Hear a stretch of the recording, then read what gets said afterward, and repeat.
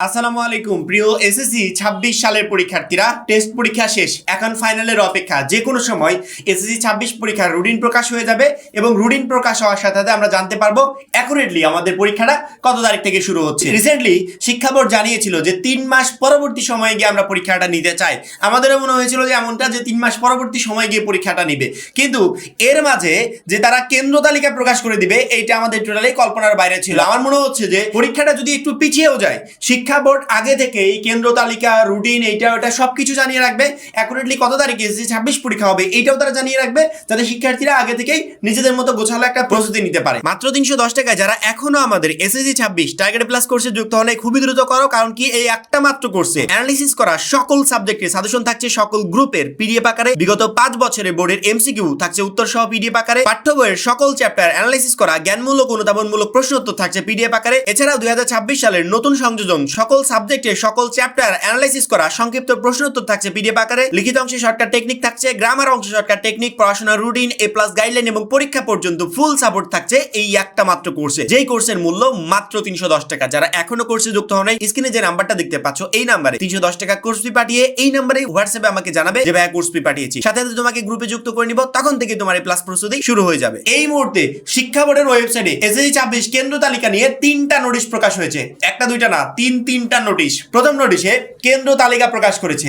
২ নম্বর নোটিশে যদি কোনো কেন্দ্রের বিষয়ে অভিযোগ থাকে সেক্ষেত্রে তারা জানাতে পারে, জানালে এখান থেকে প্লাস মাইনাস হবে। ৩ নম্বরে ফাইনাল অর্থাৎ পরিশোধিত যে কেন্দ্র তালিকাটা সেটাও প্রকাশ করে দিয়েছে। কোনো শিক্ষার্থী যদি ঢাকা এডুকেশন বোর্ডের ওয়েবসাইটে যাও তাহলে ঢাকা এডুকেশন বোর্ডের কেন্দ্র তালিকাটা পেয়ে যাবে। যদি তুমি রাজশাহী বোর্ড হও বা অন্যান্য যে কোনো বোর্ড হও, তুমি তোমার বোর্ডের ওয়েবসাইটে গিয়ে কেন্দ্র তালিকাটা চেক করে নিতে পারবে। এই কেন্দ্র তালিকাটা চেক করা কেন জরুরি? আমাদের এখানে মাসপাড়াতে কেন্দ্র তালিকা হতো, কিন্তু আমাদের একজন মডারেটর চেক করে, আমি যদিও চেক করি নাই, সে চেক করে বলছে যে ভাইয়া এই বছর তো দেখছি মাছপাড়া কেন্দ্র তালিকা নেই, অর্থাৎ মাছপাড়া থেকে কেন্দ্র তালিকাটা সরানো হয়েছে, মাইনাস করে দেওয়া হয়েছে।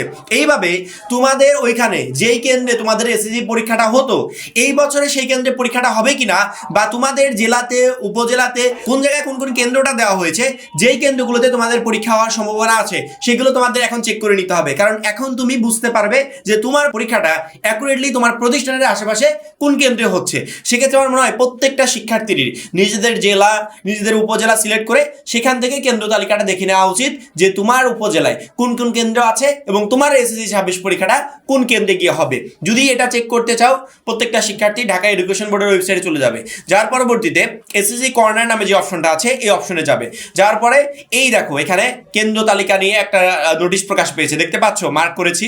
এইখানে জাস্ট ক্লিক করবে, ডাউনলোড করবে। ডাউনলোড করার পর দেখবে এখানে টোটাল ঢাকা বোর্ডের অধীনে যতগুলো জেলা আছে, যতগুলো উপজেলা আছে, ওই উপজেলায় কোন জায়গায় কোন কেন্দ্র হবে টোটাল এভরিথিং দেওয়া আছে। এখান থেকে তুমি তোমার উপজেলাটা সিলেক্ট করে সুন্দর করে এখান থেকে দেখে নিতে পারবে যে তোমার কেন্দ্রটা আসলে কোন জায়গায়, বা তোমার উপজেলায় যে কেন্দ্রগুলো আছে এর ভিতর তোমার কেন্দ্রটা আছে কিনা। একবার ইজি প্রসেস। এবং এর পরবর্তীতে আরো 2টা কেন্দ্র তালিকা প্রকাশ পেয়েছে, একটা হচ্ছে বাতিলকৃত কেন্দ্র তালিকার লিস্ট, আর একটা হচ্ছে কেউ যদি অভিযোগ জানায় সে রিলেটেড একটা লিস্ট। অর্থাৎ এসএসসি ২৬ রিলেটেড ইনফরমেশন গুলো এখন আসা শুরু হয়েছে। কয়েকদিন আগে ফর্ম পূরণের বিজ্ঞপ্তি দিল, এখন কেন্দ্র তালিকায় দিয়ে দিল। নেক্সট যে নোটিশটা প্রকাশ পাবে সেখানে উল্লেখ করা থাকবে এসএসসি ২৬ পরীক্ষা কত তারিখ থেকে শুরু হচ্ছে, কারণ কি ওই জায়গাতে আমরা হয়তোবা রুটিনটাও পেয়ে যেতে পারি।